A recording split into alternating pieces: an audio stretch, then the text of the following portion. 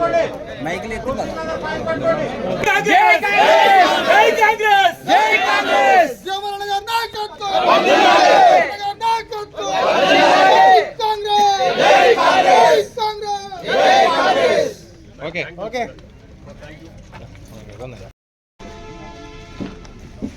President దేవరపేర town party రోజుల పనిముట్లకు కూడా సబ్సిడీలో రైతులకు ఇవ్వబోతా ఉన్నాం. అదేవిధంగా ఈరోజు స్ప్రింక్లర్స్ కూడా దాదాపు 700 స్ప్రింక్లర్స్ నేను ఈరోజు శాంక్షన్ తీసుకొచ్చిన. తొందరలోనే ఆ కార్యక్రమాన్ని కూడా పెట్టి స్ప్రింక్లర్స్ ఎవరైతే అప్లై చేసుకున్న వాళ్ళందరూ కూడా సబ్సిడీలో స్ప్రింక్లర్స్ కూడా ఇవ్వబోతా ఉన్నాం. మన నియోజకవర్గంలో నాకు ఇప్పటివరకు అధికారులు చెప్పిన సమాచారం 700 మంది స్ప్రింక్లర్స్ కోసం అప్లై చేసుకుంటే నేను ఆల్రెడీ 650 శాంక్షన్ చేయించుకున్నా. 600 ప్రతిదీ రాజకీయం చేసుకుంటూ మాట్లాడిస్తున్నాడు. దానికి ఒక మీనింగ్ కూడా లేకుండా మాట్లాడుతున్నాడు. మనం రైతు భరోసా ఇస్తామని చెప్పి రైతుల కోసం అన్ని వివరాలు సేకరిస్తే ఆయన మాట్లాడుతున్నది ఏంది? రైతు భరోసా బంద్ చేస్తారు కాంగ్రెస్ వాళ్ళు వచ్చారు కాబట్టి రైతు భరోసా ఏడా మీరు 2-3 రోజులు దారుణాలు చేసారు. ఎవరు రాలే రైతులకి, వాళ్ళ కార్యకర్తలు తప్ప. అర్థమైపోయి మళ్ళీ ఇక్కడ బయట కనిపిస్తలేదు. సో ఈరోజు మనం చేస్తున్న మంచి పనిని మంచి అని చెప్పాలి, కానీ మంచి పనిని కూడా చెడు అని చెప్పేసి తప్పుడు ప్రచారాలు చేస్తా ఉన్నాం. ఎన్నికలు వస్తా ఉన్నాయని చెప్పేసి ఏదో మళ్ళీ బయలుదేరిండ్రు. వాళ్ళ నాయన కూడా నిన్నగాక మన రోజు బయటకు వచ్చే మళ్ళీ ఇక్కడ ఆయన కనిపించకుండా పోయింది. వచ్చే రేపటి నుంచి నేను అన్నాను కదా, నేను కొడితే మామూలు కూడా ఆయన కొట్టినందుకు అందరు ఇక్కడ మొత్తం మామూలు. ఆయన కొట్టినాక అందరు 10 ఏళ్ళు కొట్టింది చూసిరు. 10 ఏళ్ళు ఏ విధంగా కొట్టి దోపిడీ చేసుకున్నామో ప్రజలకు బాగా తెలిసిన. తెలంగాణ ప్రజలు ఏమో అమాయకులు గారు 10 ఏళ్ళు నిన్ను నీ మాయమాటలు నమ్మి చూసిరు. ఈరోజు అభివృద్ధి కోసం పనిచేస్తున్నాం. 24 గంటలు పనిచేస్తా ఉన్నాం. మన ముఖ్యమంత్రి గారు కానీ మేము కానీ ఇక్కడ రెస్ట్ తీసుకుంటా ఉన్నామా? ఎలక్షన్ ఇప్పుడు ఏం లేవు కదా. ఎలక్షన్లో ఇంకా 4 ఏళ్ళు ఉంది. 4 ఏళ్ల వరకు మేము ఇంట్లో కూర్చున్నా ఏం కాదు. కానీ కూర్చోవడానికి రాలేడా. కష్టపడి పని చేసి ఇచ్చిన హామీలు నెరవేర్చి రైతులను ఆదుకోవాలి, ప్రజలను ఆదుకోవాలి, ఉద్యోగస్తులను ఆదుకోవాలి, నిరుద్యోగులను ఆదుకోవాలి, యువకులను ఆదుకోవాలి, మహిళలను ఆదుకోవాలనే ఆలోచన ద్వారా ఈరోజు రాజకీయాల్లోకి వచ్చినాం. ఆ విధంగా పనిచేస్తా ఉన్నాం. ఆ విధంగా ప్రజలు మాకు అవకాశం ఇచ్చిన పనిచేయడానికి. మీలాగా తిని ఫామ్ హౌస్ లో వండుకొని చూడడం కాదు మేము. సో కాబట్టి ఈరోజు ఆ విధంగా ఉన్నాం. కాబట్టి ఈరోజు రుణమాఫీ విషయంలో ఎక్కడ భారతదేశ చరిత్రలో జరిగిన రుణమాఫీ ఇక్కడ జరిగింది. 2 లక్షల అంటే 2 లక్షల లోపున్న రైతులకు దాదాపుగా అందరికీ ఈరోజు రుణమాఫీ చేయడం జరిగింది. దాదాపు 21,000 కోట్లు మామూలు విషయం కాదు. ఒక్కొక్క ఊర్లో నేను మొన్న మొత్తం వివరాలు తీస్తే ఒక్కొక్క గ్రామంలో 1,50,00,000, 2 లక్షలు, 2,50,000, 2,50,00,000 ఇట్లా ఊరు జనాభాను బట్టి ఆ ఊర్లో రుణాలు మాఫీ అయినాయి. ఈరోజు 21,000 కోట్లు దాదాపు 25 లక్షల కుటుంబాలకు, ఈ రాష్ట్రంలో ఉన్న 25 లక్షల కుటుంబాలలో రుణాలు మాఫీ చేసిన ఘనత ఈరోజు మన ప్రజాప్రభుత్వాన్ని.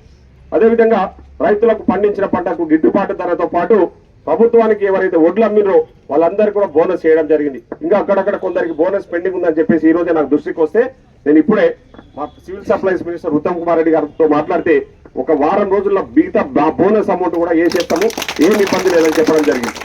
అదే కాకుండా రైతు భరోసా, ఈరోజు రైతు భరోసా ఆలస్యానికి కారణం మీకు తెలుసు. రైతు భరోసా ఎందుకు ఆలస్యమైంది? గతంలో బీఆర్ఎస్ వాళ్ళ అధికారంలో ఉన్నప్పుడు వాళ్ళ సొత్తు ఏం పోతుంది, అంతా ప్రజల డబ్బులు ఏ విధంగా విచ్చలవిడిగా ఖర్చు చేసేసారు. ఈరోజు కొండలకు గుట్టలకి వెళ్ళి లేఅవుట్ అయిన భూములకు కూడా ఆ రోజు డబ్బులు వేసేసి రైతు బంధు వేసేసి దాదాపు 25,000 కోట్లు. 25,000 కోట్లు అంటే మామూలు విషయమా?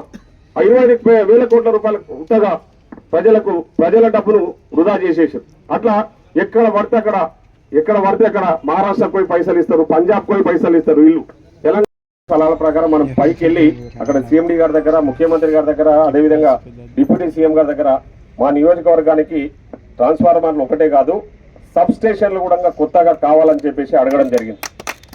మీకు నిన్న నాకు మన ఎలక్ట్రిసిటీకి సంబంధించిన అధికారులు నాకు విషయాలు చెప్తే నేనే ఆశ్చర్యపోయినా.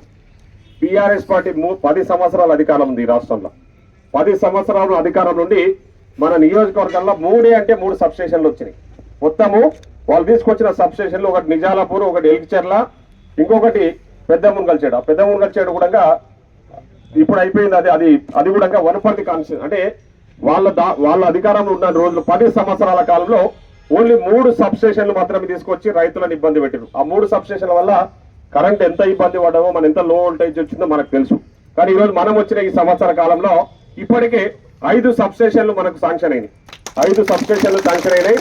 ఇంకా 132 kV సబ్ స్టేషన్ ఏమో మూసాపేట దగ్గర తొందరలోనే పనులు ప్రారంభించుకోబోతా ఉన్నాం. ఇప్పుడే ఎస్సీ గారు చెప్పినట్టు దేవరకద్ర కూడా 133 kV సబ్ స్టేషన్ కూడా వస్తా ఉంది. అంటే అది కాకుండా ఇప్పుడు ఈ ట్రాన్స్ఫార్మర్స్ కూడా ఈ 100నే కాదు, నేను చెప్తా ఉన్నా 100నే కాదు, మనకు అధికారుల పైన కూడా నేను మాట్లాడినా ఇంకా ఎన్ని రిక్వైర్మెంట్ ఉన్నా కూడా ఇవ్వడానికి వాళ్ళు సిద్ధంగా ఉన్నారు. నేను తేవడానికి నేను కూడా సిద్ధంగా ఉన్నా. రైతులకు ఎలాంటి ఇబ్బందులు కలగకుండా, రైతులకు లో వోల్టేజ్, ఎందుకంటే రైతు అనేటోడు కష్టపడి పెట్టుబడి పెట్టి పంటలు వేసుకుంటాడు. కరెంటు లేకనో నీళ్లు లేకనో చేనులు ఎండిపోతే వాళ్ళ బాధలు ఏందనేది నాకు, నేను ఒక రైతు బిడ్డగా నాకు ఆ విషయాలన్నీ కూడా తెలిసిన వ్యక్తిగా ఈరోజు మేము పనిచేస్తా ఉన్నాం. ముఖ్యంగా ఈరోజు రైతుల కోసము, రైతులు అడగకపోయినా, రైతులు నా దృష్టికి తీసుకురాకపోయినా, ఎందుకంటే వచ్చే సమస్య మాకు తెలుసు, ముందే తెలుసు కాబట్టి ఈరోజు నేను గౌరవ మంత్రి జూపాలి కృష్ణారావు గారు, కృష్ణమోహన్ రెడ్డి గారు, గద్వాలకు సంబంధించి, మక్తలకు సంబంధించి శ్రీహరి గారు, అదేవిధంగా మిగతా అలంపూర్కు సంబంధించి సంపత్ కుమార్ గారు, మేమందరం కూడా మా ముఖ్యమంత్రి గారిని రిక్వెస్ట్ చేసినాం.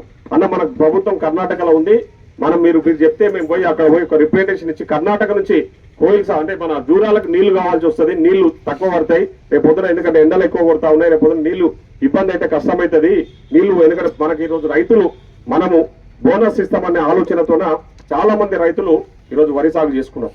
ఎక్కడ కూడా బీడు లేకుండా, ఎక్కడ చూసిన పొలాలని కూడా పచ్చగా ఉన్నాయి. రేపు పొద్దున నీళ్లు లేకపోతే చేనులు ఎండిపోయే పరిస్థితి ఉంది కాబట్టి నీళ్లు లేకపోతే ఇబ్బంది అవుతుంది. అంటే ముఖ్యమంత్రి గారు వెంటనే స్పందించి అక్కడ ఉన్న ముఖ్యమంత్రి, కర్ణాటక ముఖ్యమంత్రి గారికి ఫోన్ చేసి మమ్మల్ని పంపిస్తున్నా, మా వాళ్ళు వస్తారు, మీతో మాట్లాడతారు, మీరు వాటర్ ఇవ్వాలని చెప్పేసి చెప్తే మేము పోయి కలిస్తే కర్ణాటకలో ఉన్న మన ప్రభుత్వం కూడా వెంటనే స్పందించి మేము 5 TMCలు అడిగితే 4 TMCల నీళ్లు కర్ణాటకలో చేయడానికి వాళ్ళు ఒప్పుకోవడం జరిగింది. అంటే ఈరోజు రైతుల కోసం చేస్తున్న పనులు ఇవన్నీ కూడా. మేము రైతులు ఇంకా మాకు నీళ్లు ఉన్నాయా లేదా, నీళ్లు సరిపోతాయా లేదా అని రైతులేమో వచ్చి నన్ను అడగలే. అయినా కూడా మేము ముందస్తుగా ఊహించి రైతుల బాధలు తెలిసిన వ్యక్తిగా రేపు పొద్దున చేనులు ఎండిపోద్దన్న ఆలోచనతోన పోయి కర్ణాటక నుంచి కూడా నీళ్లు తెప్పించుకుంటున్నాము. రేపు పొద్దున ఇక్కడ కోయిల్ సాగర్ కింద ఎవరైతే సాగు చేసుకుంటారో వాళ్ళకి ఇబ్బంది లేకుండా, ఎందుకంటే రేపు పొద్దున జూరాల నుంచి మనకు రావాల్సి కోయిల్ సాగర్ నుంచి నీళ్లు వస్తాయి తప్ప వేరే ఎక్కడ సోర్స్ లేదు. సో కోయిల్ సాగర్కి రావాలంటే జూరాల నుంచి మనం తెచ్చుకోవాలి, జూరాల నుంచి తెచ్చుకోవాలంటే జూరాల నీళ్లు ఉంటేనే వస్తాయి. సో జూరాలకు కర్ణాటక నుంచి మనం నీళ్లు తెచ్చుకోనికనే మనం పోయి మనం రిక్వెస్ట్ చేసుకుని నీళ్లు తీసుకొస్తాం. ఇది మేము అంటే రైతుల కోసం మేము చేస్తున్న ప్రయత్నాలు, రైతుల బాగుండాలని ఆలోచన చేస్తున్న ప్రభుత్వం ఇది. అదేవిధంగా